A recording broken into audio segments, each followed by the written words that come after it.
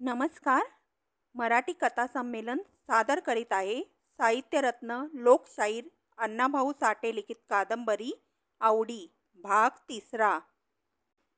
12 वर्षापूर्वी तांदळवाडीचा तात्याबा चौगुला हा एक कर्तबगार सुखी माणूस म्हणून ओळखला जात होता.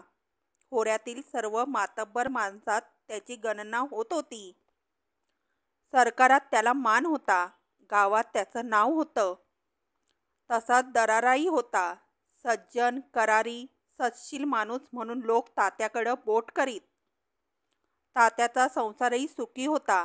घर आनंदानं भरलं होतं. पोटापुरती जमीन, 4 बैल, गाई, म्हशी, मेंढरं, कोंबड्या, त्याला काहीच कमी नव्हतं नि कसलीच विवचना नव्हती. थोरली लेक शारदा नांदगावात नांदत होती. तिच्या पाठीचा नागू एक मातब्बर पैलवान म्हणून ख्याती पावला होता. तो कृष्णेच्या खोऱ्यापासून वारणेच्या खोऱ्यापर्यंत फड गाजवीत होता. तसा त्याचा बोलबालाही वाढला होता. काही फडात तर त्याला जोडच मिळत नव्हती. कुस्ती न खेळता खंडणी घ्यावी तशी भरपूर रक्कम घेऊन तो येत होता. एखादे वेळी कुस्ती लागली तर नागू क्षणात त्या पैलवानाला धूळ चारीत विजयी होत होता. त्यानं कुस्ती केली की लोक टाळ्या वाजवून त्याचं कौतुक करीत होते. बलवान नागू त्या खोऱ्यात जबर ठरला होता. नागूनं कुस्ती केली की तात्याला आनंद होत होता.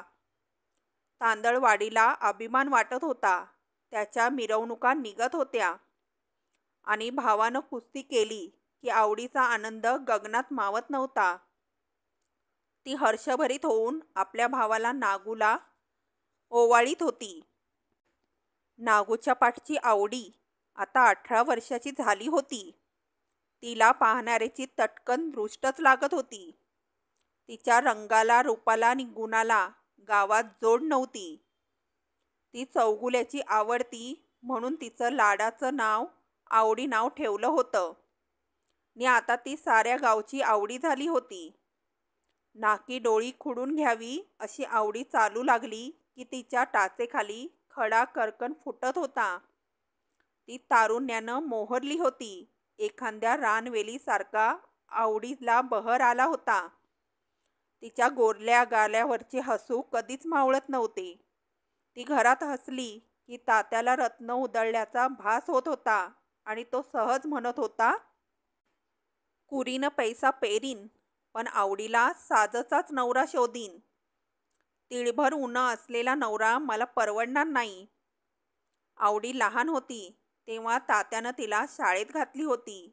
शाळा शिकत शिकत आवडी वाढत होती. डोळ्यात भरत होती. ती 14 वर्षांची झाली आणि एके दिवशी तात्याबा म्हणाला, आवडू, तुझं लिवणं पोटापुरतं झालं तेवढं पुरं. आम्हासनी का मामलेदार व्हायला हाय. आणि त्याच दिवशी आवडीची शाळा संपली. आता आवडी घर आवरीत होती. पण देखणे पण असावं तर ते आवडीसारखं असावं असं बोललं जात होतं. आवडीच्या देखणेपणाची वंदता आसपासच्या गावात पसरली होती. कित्येक दौलतीचे धनी येऊन आवडीला मागणी घालत होते. परंतु नुसती दौलत काय कामाची. मेंढराच्या अंगावर लोकर पुष्कळ असते म्हणून का कोणी त्याच्या गळ्यात माणिक बांधतं. मेंढर ते मेंढर आणि मोर तो मोर. माझ्या आवडीला मी मेंढराच्या गळ्यात बांधणार नाही असं बोलून तात्याबा आलेली नापसंत मागणी मोडून काढीत होता. आवडीला अनेक मागण्या येत होत्या. आलेले पाहुणे मुलगी पसंत करीत होते. पण तात्याला मुलगा पटत नव्हता. माणसं तशीच परत जात होती नि बयाबाई आवडीची दृष्ट काढून मोकळी होत होती. शेजारच्या गावचे उंडगे तारगट तर भलतेच बहकले होते. बाजाराचा दिवस गाठून ते तांदळवाडीला येत होते आणि दिवसभर आवडीची वाट पाहत होते. आवडीवर अनेक नजरा तळपत होत्या पण आवडी कुणाकडेही पाहत नव्हती. आवडीवर नागूचा फार जीव होता. लहानपणापासून तो तिचे लाड करीत होता. आजही तो कुस्ती करून येताना आवडीसाठी पेढे आणत होता. ती दिसली नाही तर जेवत नव्हता. एखाद्या वेळी गाडी जुंपून आवडीलाही जत्रेला घेऊन जात होता आणि जत्रा दाखवून येत होता. या दरम्यान नागूला अनेक पैलवान दोस्त लाभले होते. कित्येक त्याला जीव की प्राण झाले होते. इस्लामपूरचा पांडू पैलवान त्याचा वस्ताद होता. पांढरीचा लख्या बारपट्टा, पांडरवाडीचा रामा मगदूम, कालेकर राजा नावी हे नागूचे जीवाभावाचे मित्र झाले होते आणि त्या सर्वात नागू श्रेष्ठ होता. बोरगावचा धनाजी रामोशी हाही एक चांगला पैलवान म्हणून नावाला चढत होता. भरपूर उंची, दिसण्यात देखणा, पिळदार शरीर, सिंहासारखी चपळाई यामुळे लोक धनाजीवर फिदा होत होते. परंतु हा धनाजी नागूला पहिल्या रांगेतील मोठा पैलवान म्हणून रामराम करीत होता. दोघांची फक्त तोंड ओळख झाली होती. कधीतरी दोघांची भेट होत होती. परंतु रामराम म्हणण्यापलीकडं नागू धनाजीला किंमत देत नव्हता. तो आपल्यात गुरमीत होता. एकदा तांदळवाडीची जत्रा होती. गावगावचे पैलवान आले होते. त्यापैकी नागूचे दोस्त होते. ते नागूच्या वाड्यातच तळ ठोकून बसले होते. ज्यांची तोंड ओळख होते ते मुद्दाम येऊन नागूला रामराम करून जात होते. नागू त्यांना हसून वाटे लावित होता. शेवटी धनाजी आला तेव्हा माळीवर नागू गप्पा गोष्टीत रंगला होता. नागूची भेट कशी होणार या विचारानं धनाजी मनात बुजला. तो दबकत दबकत दरवाजात आला. त्याच वेळी आवडी सोप्यात आली आणि धनाजीला पाहून गपकन थांबली. त्याचा चेहरा, त्याचे डोळे, त्याचे शरीर, त्याची स्वच्छ कापडं हे सारं पाहून मनात दिपल्यासारखी झाली. तिनं त्याला निरखून घेतला आणि मग हसत म्हणाली, कोण पाहिजे? चौगुले. आबा का दादा? पहिलवान. थांबा हं. आवडीनं आप्पाला हाक मारली. म्हणाली, आप्पा, माळीवर जाऊन दादाला सांग. असं म्हणून तिनं धनाजीकडं पाहिलं आणि लगेच धनाजी म्हणाला, माझं नाव धनाजी. जा सांग हे नाव. आवडीनं आप्पाला माळीवर पाठवला नि ती तशीच उभी राहिली.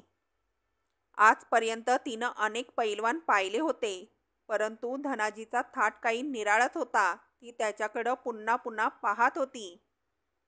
तोच आप्पा खाली आली म्हणाला, अक्का, दादा म्हणतो कामात आहे, मग फडात भेटा. ते ऐकून धनाजी फक्त हसला आणि आवडीच्या कपाळावर एक आठी चमकली. ती अपराध्यासारखी पाहू लागली आणि धनाजी मंद गतीनं निघून गेला. त्यानं वळूनही पाहिलं नाही. त्या दिवशी धनाजीनं पाठोपाठ 5 कुस्त्या करून तांदळवाडी दणानून सोडली. जो तो धनाजी धनाजी करू लागला. संध्याकाळी तात्याबा आला आणि सोप्यात बसलेल्या पैलवानांना उद्देशून म्हणाला, तुम्ही काय बी म्हणा, आज धनाजीनं मैदान गाजवलं. गडी असावा तर असा, अगदी चिऱ्यासारखा. त्याचं बळ बी जबर हाय आणि खेळणं बी झाक हाय. आवडीनं ते ऐकलं आणि दुपारी आपल्यालाही तो तसा दिसला असं मनात म्हणून ती आत निघून गेली. पुढे काही दिवसांनी नागू, आवडी, बयाबाई, आप्पा ह्या तिघांना घेऊन नाथाच्या जत्रेला गेला होता. त्यानं नदीकडेला आमराईत गाडी सोडली होती. नागू जेवून दोस्ताच्या भेटी घ्यायला गेला होता. बयाबाई बिराडाजवळ बसली होती. आवडी आप्पाला घेऊन जत्रेत फिरत होती. त्याला जत्रा दाखवत होती. दुकानदारांच्या पालाच्या ओळी सर्वत्र पसरल्या होत्या.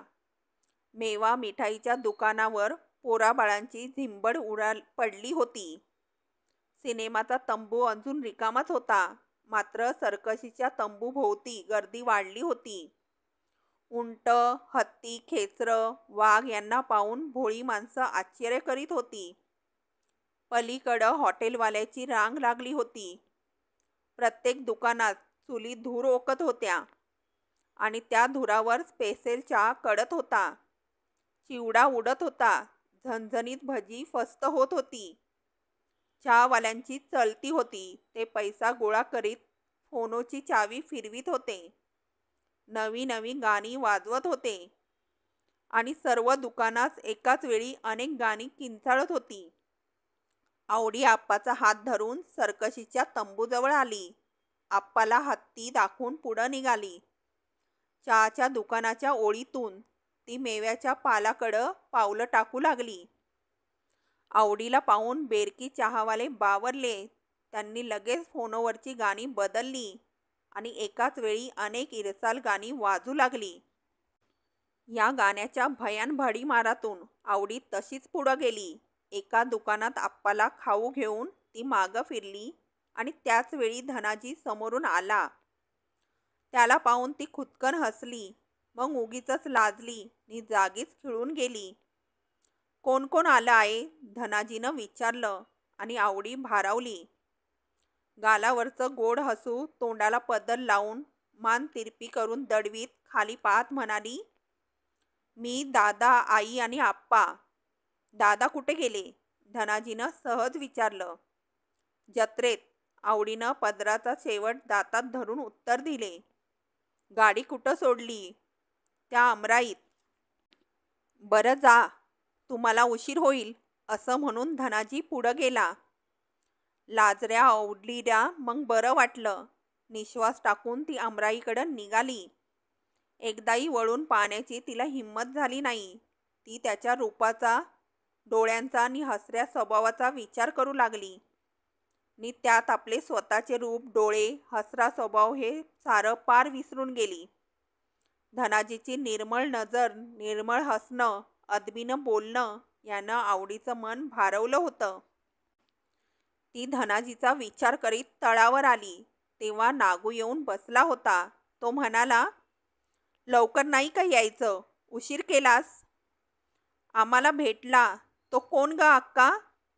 आप्पा मध्येच म्हणाला तशी आवडीत चमकली. कोण भेटलं? नागूनं विचारलं. तो धनाजी, तुझा दोस्त. आवडी उतरली. काय म्हणत होता? नागूचा सूर चिडका निघाला आणि आप्पा म्हणाला. त्यानंच अक्काला थांबवलं. म्हणाला, कोण कोण आलं आहे? मग अक्का काय म्हणाली? नागू गुरगुरला. मी, दादा, आई, आप्पा असं म्हणाली. आप्पानं खरं खरं सांगितलं नि नागू शांत झाला. पण आवडी किंचित संतापली. बयाबाईला आजच्या त्या नागूच्या बोलण्याचं नवल वाटलं. उशिरानं नागू पुन्हा म्हणाला, बरं ते जाऊ दे. असं जर कोणी भेटलं तर त्याच्याशी कधीच बोलत उभं राहू नको. हे पहा दादा, मी सरळ येत होते. तो पुढून आला. तुझा दोस्त म्हणून छान विचारपूस केली. त्यात एवढं काय बिघडलं? आवडी म्हणाली. जर मी तशीच पुढे आली असते तर त्याला तो अपमान नसता का वाटला? खरं आहे तुझं. एवढंच बोलून नागूनं माघार घेतली. बोलणं वाढलं नाही, परंतु धनाजीबद्दल त्याच्या मनात अडी निर्माण झाली. भर जत्रेत आवडीला उभी करून तिच्याशी बोलत उभं राहणाऱ्या धनाजीचा त्याला फार राग आला, पण त्यानं तो राग कुणाला कळू दिला नाही. दुपार फिरली. उन्हाची धग कमी झाली. थंड वारा वाहू लागला. गावदरीला कुस्त्याचा फड पडला. गुरवानं वरचेवर शिंग फुंकून लोकांना तिकडं येण्याचा इशारा दिला आणि हा हा म्हणता मैदान भरलं. कुस्त्या सुरू झाल्या. शडू दणकू लागले. चिल्लर पैलवान एकमेकांची सालपटक काढू लागले. मैदानात धमाल उसळली होती. हलक्या जोडीचे गडी एकमेकांना पाहून पळत होते. लोक मोठ्या कुस्त्यांची वाट पाहत होते. बुरजासारखा नागू हिरवा पटका बांधून फंडात हिरत होता. लख्या बारपट्ट्याची छाती सारखी फुगत होती. पांडू वस्तात कुस्ती नक्की करून लावित होता. गैर खेळणारावर गुरकत होता. धनाजी एका कोपऱ्यात आपल्या टोळीत बसला होता, पण कित्येकांचे लक्ष त्याच्यावर होतं. नागू, चौगुला आणि धनाजी या दोन कुस्त्या बघून हुलकायचं असा कित्येकांनी बेत केला होता. एवढ्यात नागूची कुस्ती जाहीर झाली. फंड गंभीर झाला. सर्व डोळे लागले. नागू तयार होऊन मैदानात येताच टाळी वाजली आणि मग कोकरूडचा बाबू बकरे दंड ठोकीत नागूपुढं आला. सलामी झाली. पण नागूनं जबरदस्त झडप घेऊन हा हा म्हणता बकरेला चित केला नी टाळ्यांच्या गजरात तो परत फिरला. पांडू वस्ताद लख्या यांनी पुढं येऊन नागूला खांद्यावर घेतला आणि लगेच धनाजीचं नाव जाहीर झालं. गावच्या कारभाऱ्यांनी धनाजीला मैदानात उभा केला. धनाजीला पाहून 80 रुपये घेऊन जावं असं पुकारलं. आता कोण उठणार? लोक बावरले. बराच वेळ कोणी पुढं आलं नाही. मैदान थंडगार झालं आणि नागू पुढं आला. मी लढतो असं म्हणून त्यानं खाडकन दंड ठोकला. नागूच्या त्या चमत्कारिक वर्तनानं धनाजीला आश्चर्य वाटलं. हा पहिल्या रांगेतील पैलवान माझ्याशी का खेळणार याचा विचार करून धनाजी गावकऱ्यांना म्हणाला, मी नागू बरोबर कुस्ती खेळणार नाही. का खेळणार नाही? नागू बिथरला. इनामाची रक्कम तुम्ही घेऊन जा. धनाजीनं संपूर्ण माघार घेतली. नागू म्हणाला, का? मी कमी आहे? गुमान खेळ. गावाचं फडाचं सर्वमत एकमत झालं. होऊन जाऊ द्या. अशा आरोळ्या उठल्या. वातावरण तंग झालं आणि धनाजी तयार झाला. नागूनं मुद्दाम कुस्ती धरली. त्या अर्थी काहीतरी कुरापत निघणार असा कित्येकांना संशय आला. बोरगावचे 50 रामोशी कुऱ्हाडीत दांडे ठोकून सज्ज झाले आणि धनाजी मैदानात उतरला. नागू पवित्र्यात उभा राहून म्हणाला, कुस्ती खेळ, पण बरगड्या सांभाळ. तू काळजी करू नको. वीज कडकडल्यासारखा दंड ठोकून धनाजी म्हणाला, माझ्या बरगड्या पोलादाच्या बसवल्या आहेत. सलामीबरोबर झटापटीला प्रारंभ झाला. 2 बलिष्ठ देह एकमेकांवर मात करू लागले. फंड दणकू लागला. दोघांनी आपली इब्रत पणाला लावली होती. दोघेही निर्भान होऊन लढत होते. दोघांचं बळ एकाच पायरीवर उभं होतं. दोघे सारखे दिसत होते आणि सारखेच लढत होते. जमिनीला गुडघा टेकायचा नाही हा धनाजीचा दंडक होता. त्याप्रमाणे तो खेळत होता आणि धनाजीला गार करायची नागूला घाई झाली होती. परंतु त्याला ते अवघड जात होतं. त्याचा अंदाज चुकला होता. सर्व शक्ती एकवटूनही धनाजी वाकत नव्हता. उलट त्याचं बळ वाढत होतं. प्रसंग बाका आहे हे कळून नागू पिसाळला होता. लोक पाहत होते. आता कोण पडणार, काय होणार हा एकच प्रश्न त्यांच्यापुढे उभा होता. त्यांनी आपले श्वास रोखून धरले होते. मध्येच धनाजीनं गपकन नागूला पुढं ओढला. भरकन तो त्याच्या पाठीवर गेला आणि दुसऱ्या क्षणी त्यानं नागूला डोकीपर्यंत उचलून फेकून दिला. लोकांना चेव आला. टाळ्यांनी आसमान दणाणलं. सूर्य मावळत होता. कुस्ती रेंगाळत होती. कुस्ती होणार नाही. अंधार होईल. घरी जायला उशीर होईल. या विचारानं फंडात चलबिचल निर्माण झाली होती. नागूला किंचित धाप लागली होती आणि धनाजीनं आक्रमक खेळ आरंभला होता. मग गावकरी, पांडू वस्ताद, लख्या ही मंडळी पुढं गेली आणि त्यांनी कुस्ती सोडवली. नागूनं ओढून धरलं नाही. तो कुस्ती सोडून चालू लागला आणि त्याच्या पाठीमागं धनाजीनं 5 वेळा दंड ठोकून सांगितलं की, आता कुठंही ये, मी तुझ्याशीच लढणार. धनाजीनं इनामाची सर्व रक्कम घेतली आणि नागू पराभूत झाला. हे सर्वत्र समजले. त्या कुस्तीत धनाजीचा आगावा वाढला. ती कुस्ती बरोबरीनं सुटली होती. पण नागूनी धनाजी या दोघात निर्माण झालेली तेढ वाढणार होती. ठिणगी पडली होती आणि तिचा भडका होणार होता. दुपार होत होती. घरात एकटी आवडी होती. सर्व माणसं सकाळीच मळ्यात जाणार होती. त्यांची जेवणं घेऊन आवडी मळ्यात जाणार होती. ती पाटी भरून तयार झाली होती. पण नागू अजून आला नव्हता. तो तालमीतून आला की त्याला जेवण वाढून आवडी निघणार होती. थोड्या वेळानं नागू घरी आला. वाडा शांत होता. वातावरण मोकळं झालं होतं. ओलानीला आवडीची नवी चोळी लोंबत होती. नागू सोप्यातून आत गेला आणि आवडी हसत पुढे आली. तिनं आंघोळ करून आपले विपुल केस पाठीवर सोडले होते. अंगाभोवती पदर गुंडाळून घेतला होता. मग ती दुसऱ्या खोलीत गेली. केस बांधून ती नवी चोळी घालून आली. लगेच तिनं नागूला जेवण वाढलं आणि पुढं बसली. नागू जेवत म्हणाला, आवडू काय? खरं सांग, काय? नाताच्या जत्रेत तुला धनाजी काय म्हणाला? चोरू नको. कोण कोण आलं आहे एवढंच त्यानं विचारलं. पुढं तो काहीच बोलला नाही. अगदी खरं, तुझी शपथ. आवडीनं शपथ घेतली. हे पहा, आता तू लहान नाहीस, तू म्हणजे आमची इज्जत आहेस. थोराच्या लेकीनं अशा हलक्या जातीच्या माणसाशी बोलणं बरं नाही. एवढंच तुला सांगणं आहे, पुन्हा सांगणार नाही. काही गरज नाही, आवडी म्हणाली. मी कोण आहे हे मला समजतं, पण राळ्याचा थाळा करणं हे तुला शोभत नाही. 2 शब्द बोलला म्हणून तू त्याच्याशी मुद्दाम कुस्ती खेळून काय मिळवलंस? तुझं मन निर्मळ नाही. नागू काहीच बोलला नाही. तो जेवून सोप्यात गेला आणि आवडी जेवण घेऊन मळ्यात निघाली. पायरी उतरून वळून म्हणाली, मी लगेच येते, तू कुठं जाऊ नको घर उघडं टाकून. असं म्हणून ती पुन्हा वळून चालू लागली. तिनं तंग कास घातली होती. डोकीवरचा पदर दातात धरला होता आणि तिच्या पायात शिंदेशाही तोडे हादरत होते. आवडीची ती पाठमोरी आकृती पाहून नागू मनात म्हणाला, देवा, ही आवडी म्हणजे आग आहे. ही इतकी देखणी आवडी कुणाच्या पदरात ठरणार? आवडी मळ्याची वाट चालत होती. नागूचे शब्द तिच्या कानात गुणगुणत होते.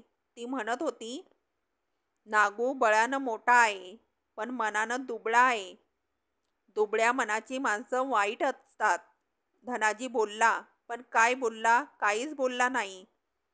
नी जे बोलला ते वाईट नव्हतं. तो अदबीनं उभा होता, मर्यादा राखून बोलत होता. तो तोंडाकडेही पाहत नव्हता. त्या दिवशी मोठा माणूस म्हणून तो घरी आला होता, पण फडात भेटा असं म्हणून नागू त्याची भेटही घेतली नाही. त्याचं मन निर्मळ होतं म्हणून पुन्हा त्या दिवशी मी दिसताच त्यानं विचारपूस केली, त्यानं बिघडलं काय? आवडी हा एकच विचार करीत मळ्यात आली. चला, आवडी आली. तात्याबानं माणसांना हाका मारल्या. सर्व माणसं काम बंद करून विहिरीवर गोळा झाली. आवडीनं सर्वांना जेवण वाढलं. 2 घास खाऊन तात्या म्हणाला, काही दिवसांनी ह्यो झणझणीत खर्डा मला मिळणार नाही. ह्या खर्ड्यासाठी माझ्या जीवाचा खर्डा होणार आहे. हे ऐकून आवडी गोंधळली. म्हणाली, मला समजलं नाही. मग ऐकून घे. तात्याबा म्हणाला, आता यंदा तुझं लगीन होणार, तू सासरी जाणार. मग आम्हासनी ह्यो खर्डा कसा मिळणार? कोण देणार? असं म्हणून तो हसला आणि आवडी लाजली. मग लग्नाचा विचार करीत तिनं भाजी खुडली आणि ती घरी परत आली. नागू तसाच बसला होता. त्याचा तो विचारमग्न चेहरा पाहून आवडी दचकली. हा कसला विचार करीत आहे याचं तिला कोडं पडलं. आवडी सोप्यात येताच नागू हसला. काहीच न बोलता तालमीकडे गेला. हळूहळू कडूसं पडलं. तोंड ओळख मोडली. मग दिवे लागण झाली. रानात गेलेली माणसं गावात येऊन गाव गजबजला. तात्याबा, रमाबाई, बयाबाई, आप्पा, सुभद्रा यांनी चौगुल्याचं घर भरलं. आवडीनं स्वयंपाक उरकला. नागूचा पैलवानी खाना तयार केला. दूध, अंडी, चपात्या, मटण हे जेवण वेगळं काढून मग बाकीच्या मंडळींना जेवण वाढलं. पोरं बाळं जेवली आणि नंतर भरपूर मेहनत करून नागू आला. गुमान जेवला आणि मग सोप्यात जाऊन पान खात बसला. म्हणाला, आबा ऐकता का? काय? बोल की. आवडी थोरली झाली. तिच्या लग्नाचं काहीतरी करूया. काय करायचं? लगीनच केलं पाहिजे. तुम्ही सांगाल तसं करूया. मी सांगतो, तू गावोगाव फिरतोस. एखादा चांगला मुलगा बघ. चांगला बघायचा तर हुंडा कबूल केला पाहिजे. तुम्ही हो म्हणत असाल तर तसं करतो. काही करू नक. तात्याबा म्हणाला, हुंडा देऊन मी आवडी देणार नाही. पण आवडीचं लग्न लांबणीवर टाकणं बरं नाही. नागू म्हणाला, आपला किराणा नासका आहे. असं म्हणजे आवडी नासका किराणा आणि तू? माझ्या लक्षात आलं नाही. तुझ्या लक्षात येणार नाही. बरं तर तुमचं तुम्ही बघा, मी बोलणार नाही. ज्याला कळत नाही त्यानं बोलू नये. खरं आहे. नागूनं खांदे उडवले आणि तो गप्प झाला. तात्याबानं अंथरुणावर अंग टाकलं. तो नागूच्या बोलण्यानं चरकला होता आणि पडल्या पडल्या तो त्याचाच विचार करू लागला. आवडी नासका किराणा म्हणजे काय? ती का कुठं पळून जाईल? कुणाचं घर शिरल? मग काय नासका माल म्हणजे काय? काय होईल काय? नागूला काय म्हणायचं होतं? तो आज असं का बोलला? त्याला आज एकाएकी आवडीच्या लग्नाची घाई का झाली आहे? काय म्हणून तो असं बोलला? तात्याबा त्याचाच विचार करीत पडला आणि त्याच विचारात त्याला झोप लागली. सकाळी उठल्याबरोबर तात्याबानं प्रथम आवडीकडं पाहिलं तेव्हा ती सतेज होती, उत्साहानं भारली होती. घरातील एक एक काम ती उरकीत होती आणि नागू घोरत होता. याला आवडीच्या लग्नाची एवढी घाई का झाली आहे? तात्याबा पुटपुटला.